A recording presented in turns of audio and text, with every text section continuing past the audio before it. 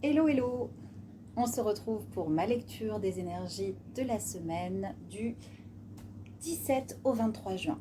Une semaine qui sera marquée par une pleine lune en Capricorne, qui aura lieu selon les endroits entre le 21 et le 22 juin, et qui plus est, marquée par un passage de saison et donc l'équinoxe d'été.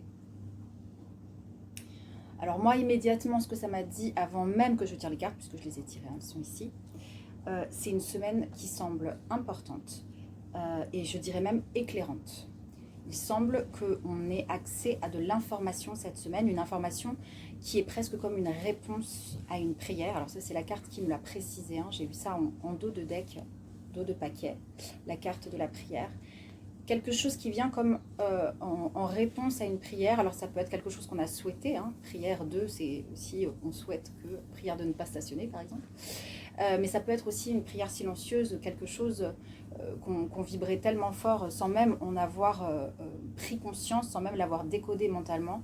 Et là, il y a quelque chose qui vient en réponse à ça et qui vient nous apporter de la clarté ou en tout cas des éléments pour commencer à, parce que j'ai vu ça, démêler des nœuds. Alors ça peut être des problématiques de toutes sortes, hein. Ça peut être quelque chose de très pragmatique, voilà, un conflit avec une tierce personne, ça peut être des difficultés au travail, administratif, enfin voilà, et ça peut bien sûr toucher des choses qui touchent au cœur, parce qu'alors là, le cœur est ressorti en long, en large et en travers. Nous avons ici la carte amour avec le cœur qui est visible et même plus que visible.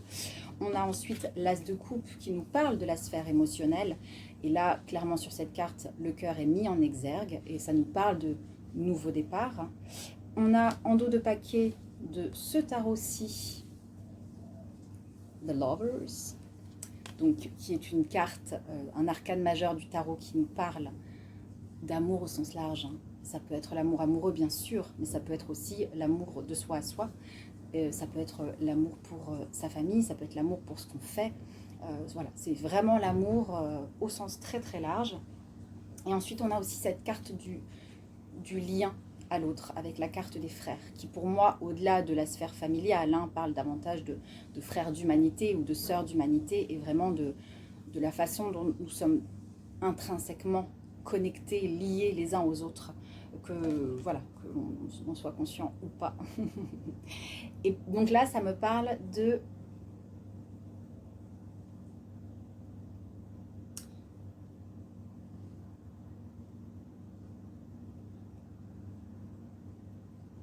guérison du cœur, en fait, de libération, que ce soit donc dans sa propre vie, des choses qui ont été traumatiques, de l'ordre de la blessure, ou que ce soit des mémoires familiales, transgénérationnelles, même karmiques. Y a l'idée que là, on va avoir des éléments de réponse sur comment on peut réajuster notre posture, comment on peut agir. Vraiment, l'action, c'est quelque chose qui va être très important cette semaine. Et d'ailleurs, on va avoir comme un coup de vitalité pour pouvoir justement agir aux justes endroits. Le discernement, la sagesse dont il faudra savoir faire preuve, c'est où est-ce que je place mon énergie, comment je gère mes ressources, quelles qu'elles soient énergétiques bien sûr, mais ça peut être aussi mon temps, mes finances, etc. Parce que en fait, particulièrement donc pour recentrer sur la vitalité, c'est ça le moteur de l'action. Et il y a l'idée de ok, j'ai toute cette énergie, c'est bien joli, mais qu'est-ce que j'en fais? Ça va être important de la canaliser, d'en prendre soin et de choisir les endroits où on veut déployer cette énergie, donc quelque chose qui est constructif, qui nous mène quelque part et pas la dilapider dans des endroits où de toute façon ce sera à perte. Il n'y aura pas de bénéfice. Donc voilà, que ce soit concrètement ou plus subtilement, plus au niveau du cœur, au niveau affectif, on va avoir de la clarté, on va avoir des informations qui vont nous permettre de laisser des choses derrière, de et d'avoir de l'inspiration, en fait, pour pouvoir peut-être agir de façon nouvelle, de façon innovante, inédite, et avoir du coup des résultats différents avec cette clarté nouvelle. Et vraiment, on nous parle de nous sortir d'un labyrinthe, quoi. Alors, est-ce que ce sera aisé pour autant? C'est bien parce qu'on va être galvanisé par une énergie yang, une énergie d'action. Attention à ne pas se précipiter, hein. Il y a des épines quand même. L'idée, c'est pas de s'amocher en chemin, hein. Ça me renvoie sur le message de préserver ses ressources aussi, hein. Donc attention, on y va tranquillement, on ne se précipite pas, on fait preuve de sagesse et de discernement, et puis on se relie à soi, quoi. Là, c'est toujours très important dans cette période où on n'y voit pas toujours très clair, de ne pas se dire « Ah, ça y est, j'ai de la clarté, c'est sûr, c'est ça, je fonce ». Dans certains cas, peut-être que vous aurez suffisamment d'éléments pour vous lancer. Dans d'autres, moi, je pense que l'idée, c'est quand même de revenir dans le silence intérieur, de sonder tout ce qui se joue et de ne pas prendre des décisions précipitées dont il faudrait assumer la responsabilité par la suite, hein. Il n'y a pas mort d'homme en soi. C'est un conseil.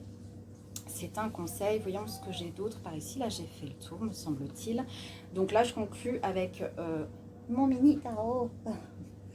Où, c'est ce que je disais à l'instant. Là, on a l'arcane du mât, l'arcane sans numéro, un sacré numéro celui-ci. Et puis, qui ne sait pas nécessairement où il va. Est-ce qu'il est sage? Est-ce qu'il est fou? C'est aussi son autre nom, le fou. Ça, c'est une grande question. Mais en tout cas, il a un regard différent. Il a une originalité qu'il conviendra de canaliser. Parce qu'on a l'arcane de la lune ici qui nous dit « Ok, il y a des choses qui remontent avec cette pleine lune et c'est super. Mais il est important d'aller sonder sous la surface des choses ce qui se joue, ce qui se passe. Aller porter la lumière sur certaines ombres, sur certaines blessures. Et voilà, depuis cet espace yin, en fait, hein, vraiment la lune c'est le féminin, hein, depuis cet espace intériorisé, en prenant en considération un maximum d'informations. Et ces informations, du coup, elles ne sont pas nécessairement mentales, elles peuvent être sensorielles, physiques, émotionnelles. Donc vraiment prendre un maximum en considération toutes les pièces du puzzle, en fait, et puis de là poser une action après l'autre de façon assez méthodique. Il y a une notion de persévérance quand même. Il y a une notion de on continue, on lâche pas, c'est cool, on a des infos, donc ça c'est super. Là, je sais pas si ça se sent, je pense que oui, mais je suis tout feu, tout flamme, ça m'a vraiment insufflé une énergie phénoménale, ce tirage. Donc généralement, c'est aussi une information, donc super, énergie qu'il nous faudra canaliser. Mais en dos de deck du mini tarot, on a quand même le monde. Donc je pense que ça va être plutôt une bonne semaine. On nous met juste en garde sur ces quelques points. Voilà, donc vous me direz en commentaire. Moi, je vous souhaite une très très bonne semaine. Et je change quelque peu les dates là, de nos rendez-vous hebdomadaires. Donc, il y aura toujours le lundi, bien sûr. Et maintenant, ce sera le mercredi et le vendredi. Alors, je vous dis à mercredi. Bye bye.